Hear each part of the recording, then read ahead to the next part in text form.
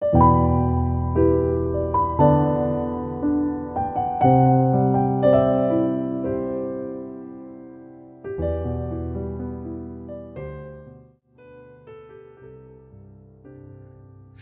setia Gowor yang dikasihi Tuhan, Shalom. Hari ini adalah Selasa 25 Juli 2023. Kita hari ini merayakan pesta Santo Yakobus Rasul.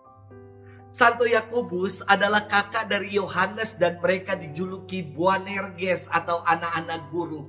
Kedua saudara ini bersama ibunya datang kepada Yesus dan ibunya meminta agar kedua anaknya ini diperkenankan duduk bersama-sama dengannya dalam kerajaan yang akan Yesus pimpin. Yang seorang di sebelah kanan, yang seorang lagi di sebelah kiri. Kisah ini nanti akan kita bersama-sama renungkan dalam firman Tuhan hari ini. Santo Yakobus adalah anak dari Zebedeus dan Salome. Dan disebut sebagai Yakobus tua atau Yakobus besar untuk membedakan dengan pribadi Yakobus anak Alfeus yang juga termasuk dalam kelompok 12 rasul. Santo Yakobus, Santo Petrus dan Yohanes termasuk kelompok 3 murid terdekat dengan Yesus.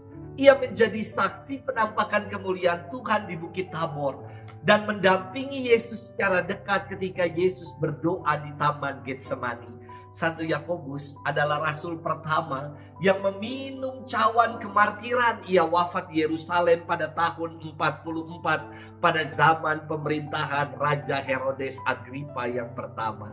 Hari ini kita akan bersama-sama merenungkan firman Tuhan yang diambil dari Injil Matius 20 ayat 20 sampai dengan 28. Mari kita siapkan hati kita.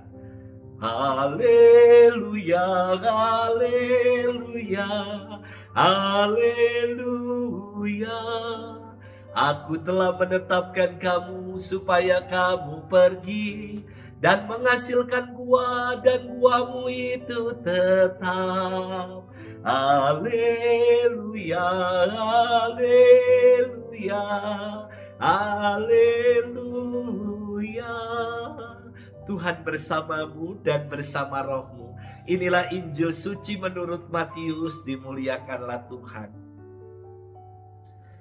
Sekali peristiwa menjelang kepergian Yesus ke Yerusalem, datanglah ibu Zebedeus serta anak-anaknya kepada Yesus lalu sujud di hadapannya untuk meminta sesuatu. Kata Yesus, "Apa yang kau kehendaki?" Jawab ibu itu. "Berilah perintah supaya kedua anakku ini kelak boleh duduk di dalam kerajaannya, yang seorang di sebelah kananmu dan yang seorang lagi di sebelah kirimu." Tetapi Yesus menjawab, "Kamu tidak tahu apa yang kamu minta. Dapatkah kamu minum cawan yang harus kuminum?" Kata mereka kepadanya, "Kami dapat." Yesus berkata kepada mereka, "Cawanku memang akan kamu minum, tetapi hal duduk di sebelah kananku atau di sebelah kiriku aku tidak berhak memberikannya. Itu akan diberikan kepada orang-orang bagi siapa Bapakku telah menyediakannya."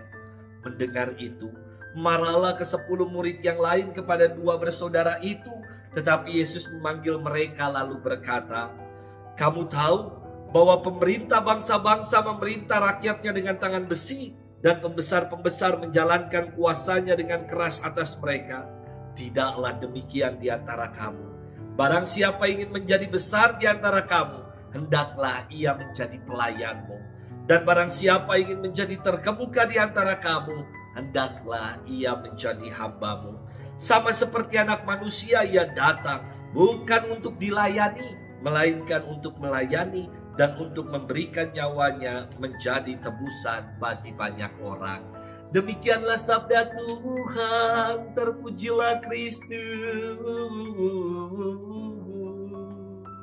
Sahabat setia Gowor yang dikasihi Tuhan, Shalom. Lagi viral beberapa waktu ini ziarah Camino Santiago de Compostela, yang berarti jalan menuju ke Katedral Santo Yakobus. Para peziarah akan menelusuri jalan-jalan yang pernah dilalui oleh Santo Yakobus Rasul dalam mewartakan Injil. Peziarahan ini ditempuh dengan berjalan kaki, naik sepeda, ataupun dengan menunggangi keledai.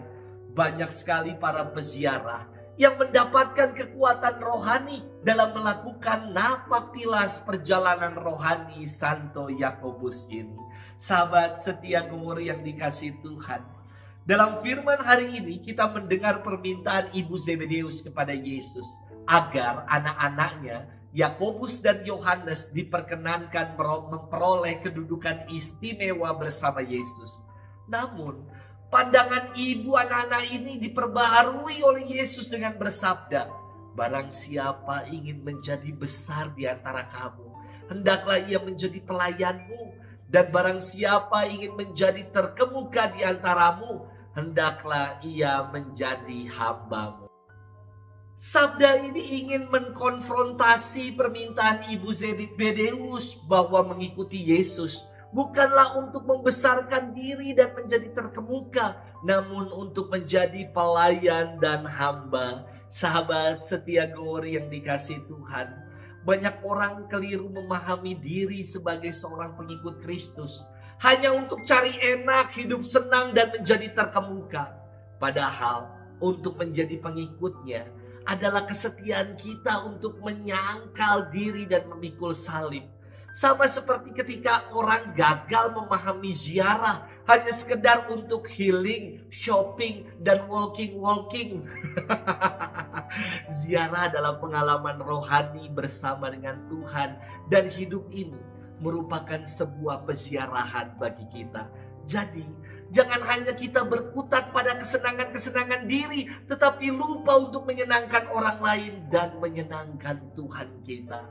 Selamat bermenung, dan Tuhan memberkati kita selalu dalam nama Bapa dan Putra dan Roh Kudus. Amin.